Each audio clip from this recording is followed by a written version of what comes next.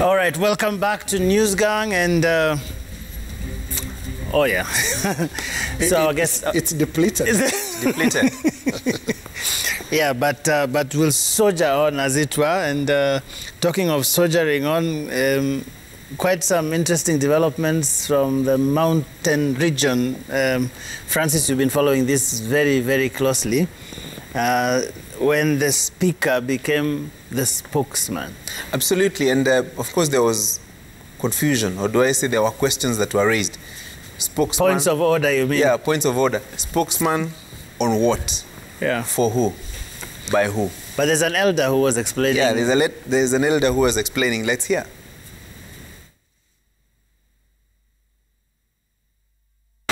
Wengine wanasema sijui wanachukua nafasi ya rais. Rais tulimpatia mwenyeji ya utawala. Ni kweli? 2013. Ni kweli? Hii tumepatia mheshimiwa Mpotui ni ya sauti. Ni ya nini? Ni ya sauti. Bila sisi kuwa na uhusiano wa pamoja hapa kama wakazi wa Mlima Kenya,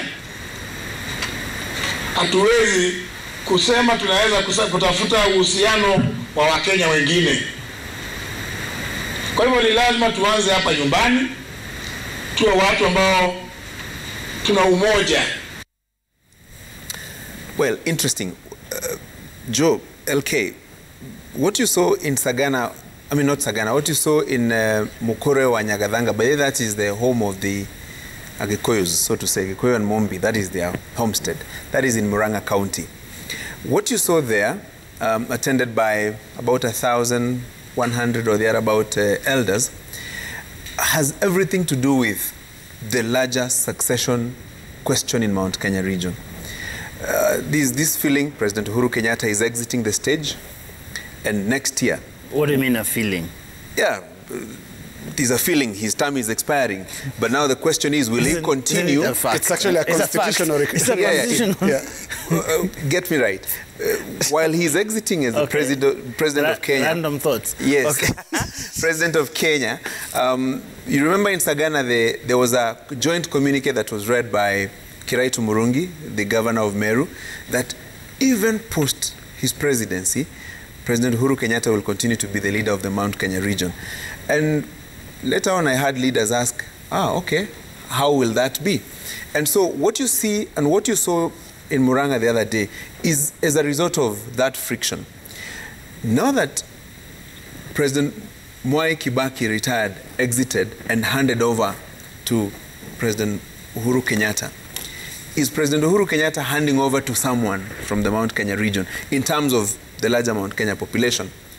If not, if he continues being the leader of the Mount Kenya region post his presidency, what will be his role in guiding the region into his succession? Number one. Number two, there are many people who still think or feel that he exits, they take over, that he should have groomed somebody to take over. Thirdly, there is the question of his deputy in the Mount Kenya region. The friction that you see in Jubilee has got something to do with the entry of his deputy in the Mount Kenya region. And so I think, and I probably feel that the enthronement of Justin Muturi, the Speaker of the National Assembly, is probably meant to gather the region together, gather the leaders together, and maybe chart, how the succession will be conducted for 2022 and beyond. Will he succeed? The jury is out. But Linus, we saw quite some rumbling going on there. I mean, it is on the one hand, people talk about, like Francis was talking about the place of the deputy president. I mean, as we've seen in the by-elections, there is something to say about that. But now it seems that within the Jubilee that is still with the president, at least insofar as that region is concerned, there's quite some jostling. At least this coronation, as it were, of Speaker Muturi revealed sort of the simmering undercurrents that have been going on without us even seeing. There'll be a lot of similar events that we're going to witness in central Kenya between now and the 9th of August 2022, when we go into the elections. Because central Kenya finds itself in a unique place politically. Unique in the sense that it is a place it has never been since 1992. Because how it has worked since the return of multi-party politics is that central Kenya has always had 2 or 1 political kingpins.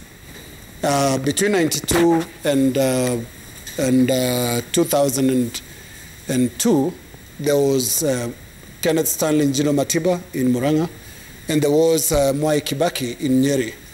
So it was very, very clear, you know, how the region or the Mount Kenya vote would revolve. Then when Mwai Kibaki was exiting the stage, Uhuru Kenyatta from Gatundu South had now grown into someone that can be seen to play in that league of regional appointment, which is why in the 2007 election, he did something unheard of in democracies, where you have the leader of official opposition moving to support the sitting president. Basically, in something that has never been seen, because that's how we do our politics here. It's tribe first, and then parties next.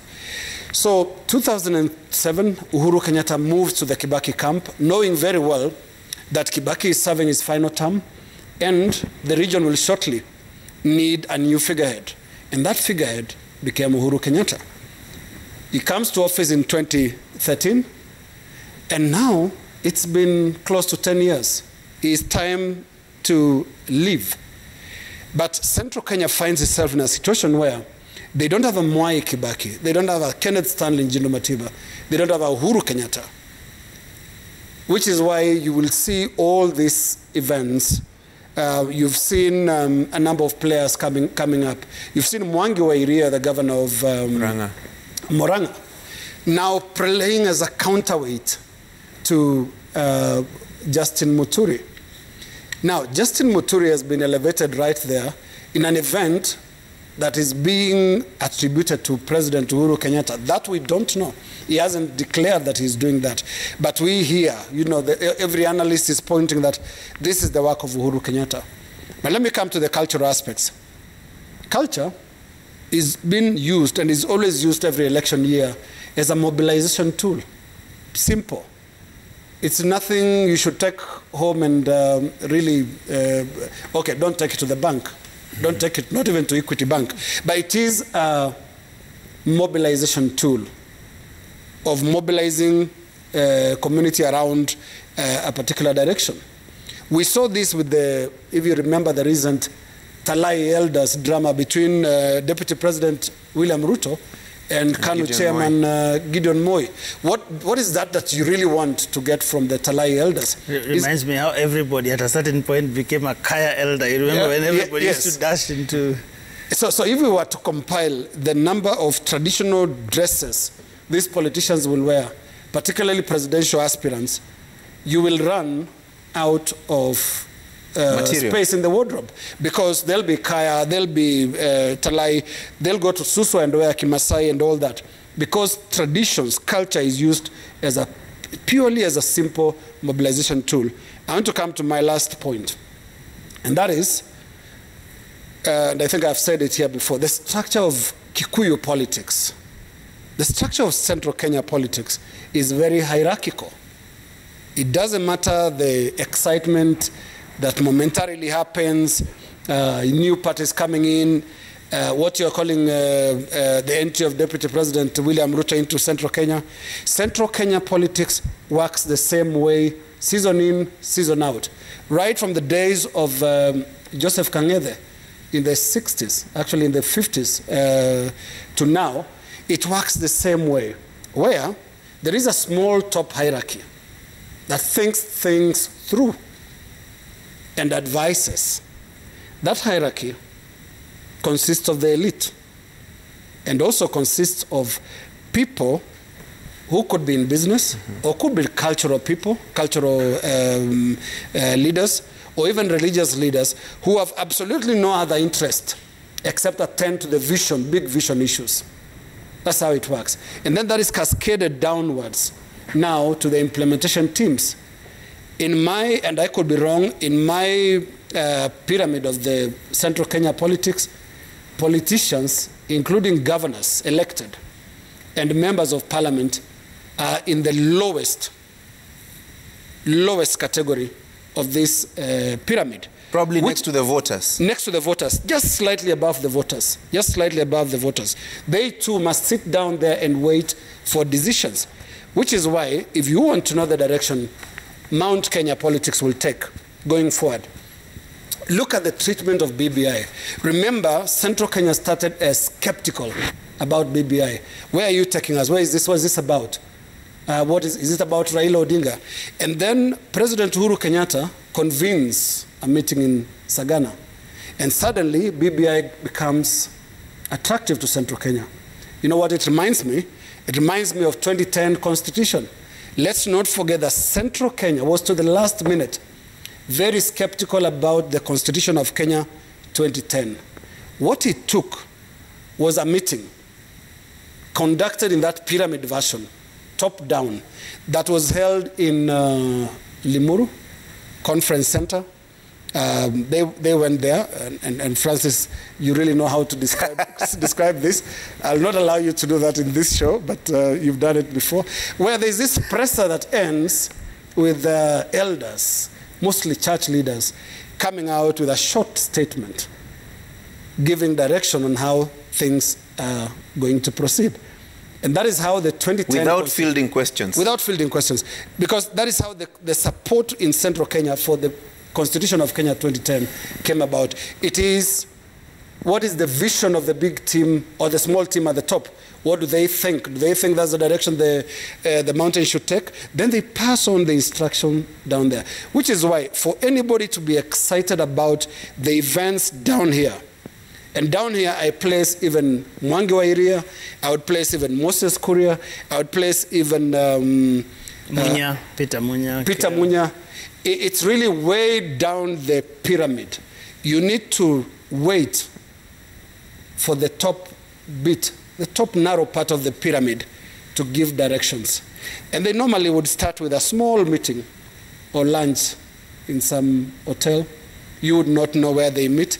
And the instructions go that way. So it's very, very hierarchical. For anyone to rush into conclusions about the succession patterns in Central Kenya, again I say it's too early. If you can allow me, Joe, to just say one more thing, the role of President Uhuru Kenyatta. He still remains the highest ranking political figure in Central Kenya. On top of that, he's the administrative head of the country, so he's got the power of government on his side. So he's got power. He's got the say. He can call you to Sagana. He can call a meeting in Sagana. So is he going to influence his succession? In a big way, I think he will. I think he'll have a big say because he also sits in an important space in that pyramid that decides this is how we will conduct our politics. And again, I say it's very historical. If you look down, all the way down to the Kikuyu Central Association, way back in the during the colonial era, it has always worked the same way. It is consultative, highly confidential in terms of how information is shared, and then very decisive in the end. And I foresee a situation like that. It's not going to be any different in 2022. Uhuru Kenyatta will have a big say on the direction of Mount Kenya. Joe, the biggest question and the concern, so to say, if you listened to the governors who met yesterday and addressed a news conference, first of all, they told us it was they met for tea and coffee. And there's nothing like tea or coffee in politics. Every tea has a political meaning to it. They told us that their main concern is the unity of the region. By unity of the region, read the vote basket. And the concern that if it is not well harnessed, it will be a hunting ground for everybody. And so if you split, which has always been seen as the strength of the region, is in the numbers and the consolidated numbers, so to say, that these numbers always, more often than not, end up in with one candidate, so to say. So the concern being, if you split these votes, then the region loses its bargaining power. But now the question also being asked is, has the voter changed? Is the 2022 voter same as the 2002 voter? Is the 2002 voter, because you're talking about almost 5 million voters who have, moved from the age from below 18 to 18 between 2017 to 2022. I mean, countrywide, there will be up to about almost 5 million people, young people who did not vote in the last election, who will be eligible to vote in this election. And about 20% of that will be in somewhere in probably. So if you're looking at those numbers, is the modern day voter, the 2021 voter, the same as the 2002 voter? Will he be guided by the old structure or the new structure? And what will be this new structure? What will be the place of social media, for example, in influencing voting patterns in 2022, as opposed to directions from the top down? Vote for so and so. Will the interactions, let's say on social media, how the young people interact, and bearing in mind that up to 70% of our country is populated by what you consider young people, 45 and below. So there are some dynamics at play that probably may be different slightly from past elections. Yeah, personally, I think that the election that will sit in 2022 will be an interesting experiment for central Kenya, because there are many factors that are at play that have never been there. For example, right now, as Linus was speaking, he was pointing to all of these people who have been real figureheads. I mean, they have had presidential candidates, and serious presidential candidates at that, presidential candidates that had a good chance of winning an election. If you are talking about 1992, it was very clear to anybody that either Kenneth Matiba or Mwai Kibaki stood a chance to win.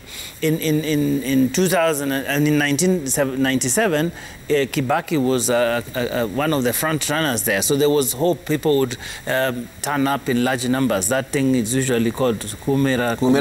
Yeah. Yes, people would turn up. Some people would be carried to the polling station to go and vote. Why? Because they know that they can actually get this thing.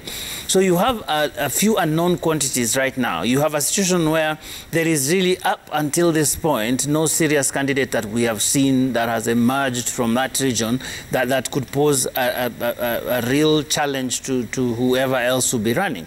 Then there is the other question of Deputy President William Ruto, which is a real issue. I mean, at least the by-elections that we have seen have given telltale signs that you cannot write him off just yet in central Kenya. There is a sense in which a lot of people still resonate with him. How much that is going to count next year, nobody knows. And then, like you said, in a situation where we have a pandemic, nobody knows whether COVID-19 will be out of the way by the time we go to vote in 2022.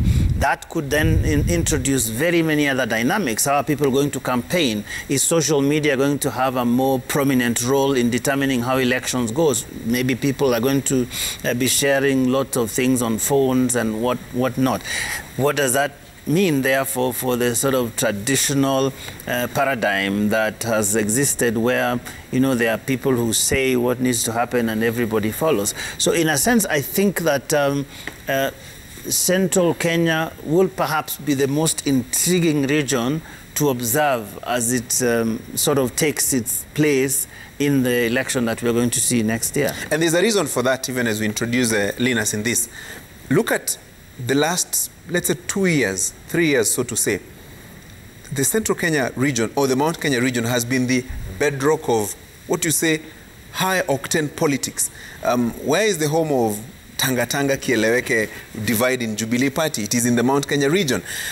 We've seen stone throwing, my friend. Yeah, for the first time in a, though poorly done. They didn't, if you were to not do a comparative study. They didn't do it very well, but sorry for another day. Yeah, sorry for another day. So that is the situation that the region finds itself in. And then secondly, is it voting for or voting against? That has also been a very dominant factor in the Mount Kenya region politics. In 2007, 2002, 2007, 2013, 2017, is it voting for or voting against? Because, for example, Raila Odinga has been a huge factor in the Mount Kenya region. I mean, 2007, 2013, 2017, it was hugely voting against. And even the mobilization, you could see it was voting against. Aggression. Yeah. So what is the scenario now in 2022? And in the event the region does not produce a presidential candidate, what will be at stake? Are there negotiations? And if there are negotiations, who will lead in these negotiations? And what will these negotiations be about? So I think there are multiple factors at play here, and that probably informs the enthronement of Justin Muturi, the Speaker of the National Assembly, to be the spokesman. The elders were clarifying that they did not endorse him to be the spokesman of the region, but the spokesman of the council of the elders in the region. That whenever they have something to talk to the president about, they send him. Whenever the president has something to communicate to the elders, they use him. Though I saw that as one part of the story, there is another part of the story that probably will emerge as we move on. Maybe I'll try and speculate about that other part of the story. That other part of the story. Please do. You see, Mount Kenya has the east and west sides. In the west side is the big Kikuyu block, and the traditional counties of Murang'a, Nyeri, Kiambu, Kirinyaga, and now you add Nyandarua on the other side. That is west of the mountain. In the east of the mountain is another very loyal base that always votes together with Mount Kenya, especially in high-stakes elections. And that includes Meru County. We now have Tharaka-Nithi County. We have Embu County. And have I left out any? No, 3. That's those basically 3. it, yeah. Look at the choice of Justin Muturi. Justin Muturi comes from the Mbere community in Embu County, which is a very small, and I think some of his critics were saying, but this is really tiny. How can this, it's a mole hill, and not an anthill actually behind the mountain, very, very small. But whoever is behind this strategy, and I want us to hold President Uhuru Kenyatta as the first suspect of this strategy, whoever is behind it is definitely trying to play one game that consolidates the traditional Mount Kenya vote and Mount Kenya bloc as one. Keep the East happy. Give them hope, the hope that our friend Peter was talking about. So let them start with a spokesperson role. You know, it's huge, because that's the guy that will reach the president. That's the person that will communicate on behalf of the region. I see that as a plan to, first of all, try and keep everyone around the mountain, both east and west, happy.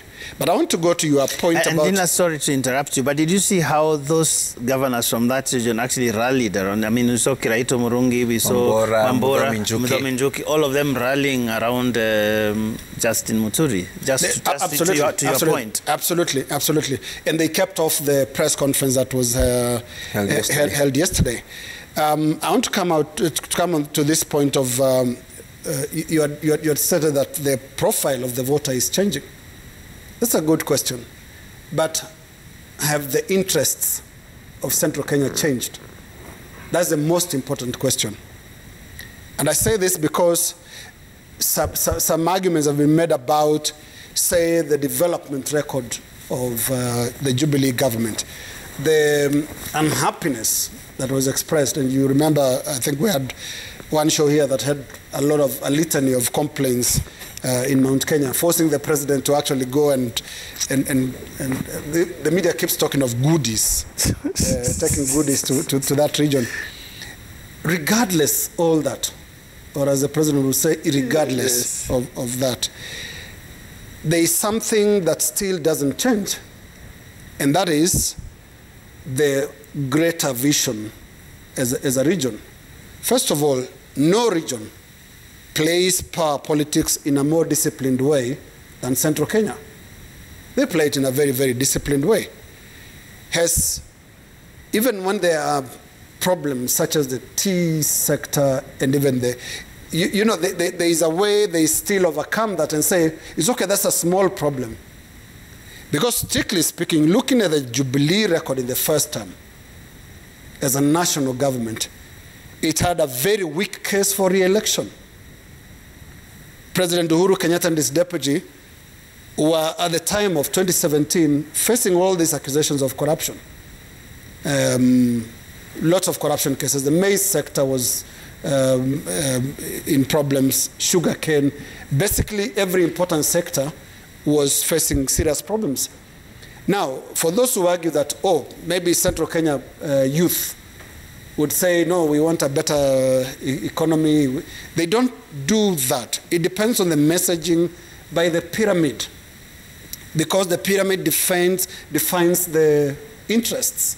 And the interests are protected in a disciplined way, which is why regardless, some of those things that you see as big picture nationally, Central Kenya would still come and vote to a man for Uhuru Kenyatta and Jubilee. Is that the approach they are going to take in 2022? Yes, if the interests as defined, remain top down, remain the same. It'll be a very disciplined performance. And I want to speculate further. And listening to the governors yesterday, because what happens, and I think these governors have been either pushed aside or they don't have a lot of information in terms of what the thought process from top is. And so they're also shooting in the dark. But there's something you might give to them. If Central Kenya sees that there is absolutely no candidate that they can throw their weight behind, what will happen is there will be a candidate for presidency from Central Kenya. And what will that mean? It will also mean cutting down the chances of any candidate meeting the 50+1 threshold. What that will do is to send us to a second round of election. That, to me, I think, is part of the strategy. And that, of course, would involve horse trading and trading. And they'll come we support strong you to the negotiating table. Yes, absolutely. And negotiate with the, either the number one or number two and say, what do you have for us on the table? What will you do for us if we put our numbers in your basket? So I see that coming also as a potential direction this will take. So I want to agree with the governor, ex-governor of Kiambu, Kabogo, when he says, don't be surprised if one of us, I don't know who, will be candidate in 2022. And they can create one in a few months. And it's also a tactic. It's a tactic in the sense that in the last few months, the discussion has been, if you can give, let's say, a running mate position to the Mount Kenya region, probably you can use it to discuss or negotiate a pact. When the BBI discussion was all there, you would hear, what if you give them prime minister or something like that? What if, in the event that BBI discussion does not go where it is supposed to go, and the status quo remains that we have only a president and a deputy president? So by stating that you can produce a presidential candidate, you're also putting yourself at on equal footing with everybody else who is eyeing the presidency. So if there is any negotiation, it will be a negotiation of presidential candidate A from the Mount Kenya region and presidential candidate B from another region, or C and D from other regions. Is what do you have to give? What can you give? Who gives what? Who takes what? So a pre-election negotiation sort of that will inform how the candidates will go for the election in 2022. And these plans are being done with, in mind, the BBI passing, and also in mind, the BBI not passing. So you're negotiating both ends. So I wouldn't be surprised if, for example, there's a presidential candidate, maybe not necessarily to go all the way to the wire, but also as a good tool for negotiation, to raise the bargaining stakes, chip. yeah, and the bargain on equal footing, as opposed to a scenario where the feeling is that the president is leaving, and so the Mount Kenya region would be satisfied with a running mate position. Is Justin Muturi the front runner for that? Maybe, maybe not.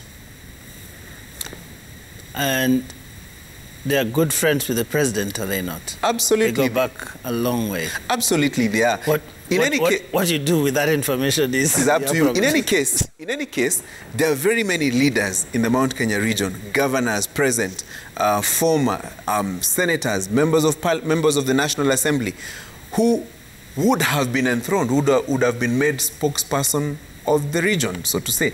Why not them? Why Justin Muturi? Tells you something. And actually, one of the reasons the elders gave is that he's close to the president, and so he can communicate to the president directly on their issues, and he can communicate back to them what the president says. I thought that was very loaded. And so important was a ceremony that he was happy to skip very important business in the National Assembly. And the activities ahead of it, including a regime that he had to go through of about 21 days, that was very strictly observed. Was it? I hope so. I think he did.